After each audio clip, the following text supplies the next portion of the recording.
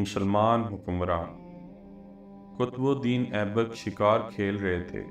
تیر چلایا اور جب شکار کے نزدیک گئے دیکھا تو ایک نوجوان ان کے تیر سے گھائل ہو کر گر پڑا اور تڑپ رہا تھا۔ کچھ ہی پل میں اس گھائل نوجوان کی موت ہو جاتی ہے۔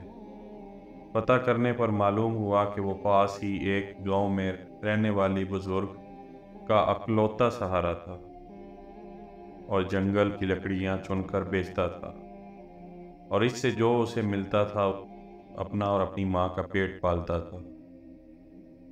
قطب الدین ایبک اس کی ماں کے پاس گیا، بتایا اس کے تیر سے غلطی سے اس کے بیٹے کی موت ہو گئی ہے۔ ماں روتے روتے بے ہوش ہو گئی۔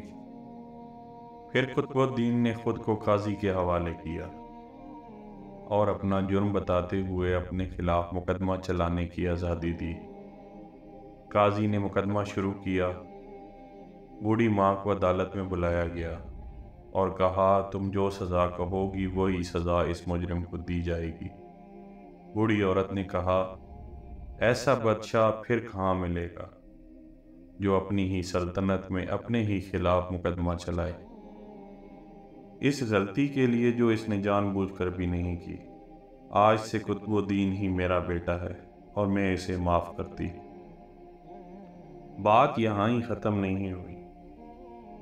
قاضی نے قطب الدین کو بری کیا اور کہا اگر تم نے عدالت میں ذرا بھی اپنی بادشاہت دکھائی ہوتی تو میں اس بڑھیا کے حوالے نہ کرتا بلکہ خود ہی سخت سزا دیتا۔